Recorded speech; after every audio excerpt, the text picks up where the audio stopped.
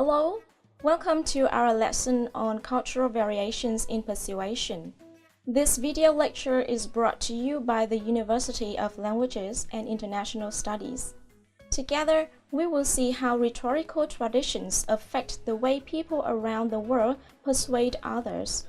Okay, let's get started. To begin with, persuasion involves the use of symbols to influence other people. Persuasion may occur in formal, public settings such as when a candidate for political office tries to win votes through speeches and advertisements.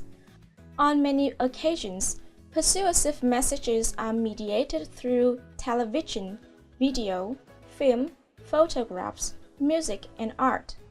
More commonly, persuasion occurs in everyday interactions between people. Our daily conversations include attempts to influence others to accept our ideas, agree with our preferences, or engage in behaviors that we want. In today's world, many of our persuasive situations happen among people from different cultural backgrounds. These situations require knowledge and skill in using the appropriate means of persuasion, because different cultures do not share the same definition of logic and rationality. Moreover, the preferred persuasive styles across cultures also vary in what is considered to be acceptable evidence, in who can be regarded as an authority, in how evidence is used to create persuasive arguments, and in when ideas are accepted as reasonable. We all know that evidence is what a person offers to those she or he is trying to persuade. Actually, there are no universally accepted standards about what evidence is made of or about how evidence should be used in support of claims or conclusions. Evidence across cultures has various forms and usages. Now is the fun part, the examples of evidence across cultures. The European American culture prefers physical evidence and eyewitness testimony, and members of that culture see facts as the most important kinds of evidence. However, in some other cultures, physical evidence is not accepted, because people of these cultures do not see any connection between those pieces of physical world and human actions. In the meantime, people from other cultures use stories of moral as a form of evidence. Muslims and Christians may use stories from the Quran or the Bible as a powerful form of evidence. The story is told, the lesson from the story is summarized, and the evidence is regarded as convincing. For Kenyans, persuasive messages depend on narratives and personal stories as supporting evidence in speeches.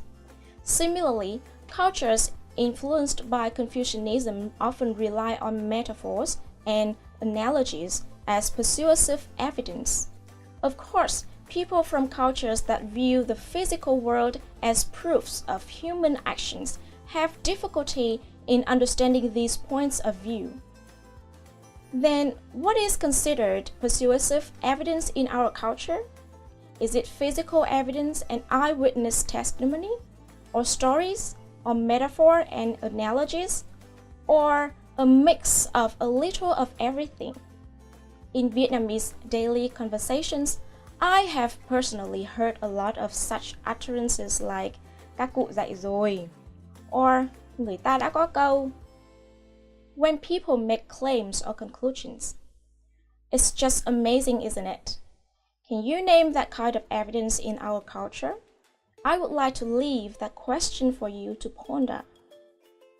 Cultures differ not only in their viewpoints towards evidence, but also in their styles of persuasion. What a culture might regard as logical depends on its dominant cultural patterns. Cultural patterns, as we discussed in Module 2, determine what is correct and reasonable, and therefore decide the ways people prefer to arrange the evidence, assumptions, and claims, or in other words, the culture's persuasive style. The first difference in persuasive styles across cultures concerns the relation between logic and emotion.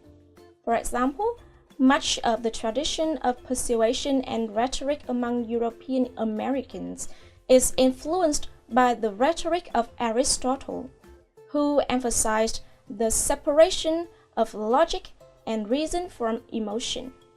This is called quasi-logical style. Meanwhile, Vietnamese traditional rhetoric, for example, tends to emphasize the importance of emotion in assessing the truthfulness of a situation. This is called presentational style. The second difference is about the content of persuasive points. In contrast to cultures that value physical evidence, some cultures offer stories, either anecdotes of comparisons or stories of moral lessons that are related to their arguments but may not make an explicit link to the conclusion. This style is called analogical style. Furthermore, cultures also distinguish themselves from others in respect of whether arguments are direct and explicit or implied, of whether presentations of arguments are various or repetitive, of whether to emphasize accuracy of information or to maintain harmonious relationship between the persuader and the audience. So why is the understanding of rhetoric and persuasion across cultures important in learning language and culture? Well, first of all, such understanding helps people to select appropriate strategies to present their ideas in intercultural communication, so as to convince international audience and limit misunderstanding. Secondly, L2 teachers can explain to their students the kind of information that should be used in various genres of speaking and writing practices. In reality, many adult learners of English, for example, may not understand which is more important, a scholarly presentation in a journal or academic work, or opinions found in newspapers or magazines. You might be a star negotiator in your own country, but in today's global economy, your skills may not automatically translate to other cultures. For instance, in some cultures, it's entirely appropriate to show emotion during a negotiation, to raise your voice, laugh passionately, or even put a friendly arm around your counterpart.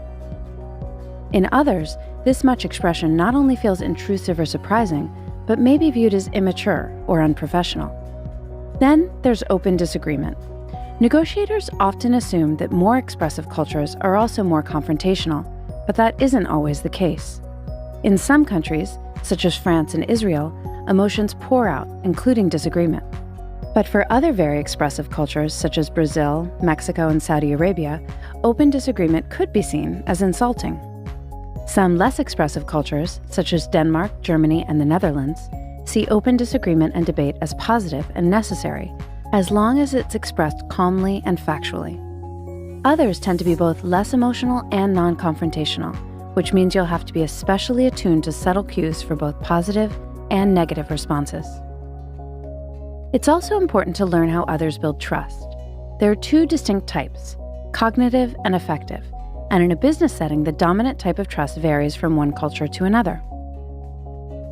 Cognitive trust is task-based. It comes from the head and is built on your counterpart's accomplishments, skills, and reliability. American culture offers a good example of this kind of trust. In the United States, getting too emotionally close to a business counterpart is seen as unprofessional, and mixing the personal and professional is seen as risky. Affective trust is relationship-based and comes from the heart. It arises from the feelings of emotional closeness, empathy, and friendship that are developed gradually through sharing meals, evening drinks, and coffee breaks. In China, for instance, negotiators are unlikely to trust their counterparts until an effective connection has been made. Adapting your negotiation approach accordingly will help you get to yes, or sí, ya, oui, hi, and da. I hope you did enjoy this brief lesson on persuasion across cultures and collect some useful information for your teaching and communication practice. Thank you for watching, and bye for now.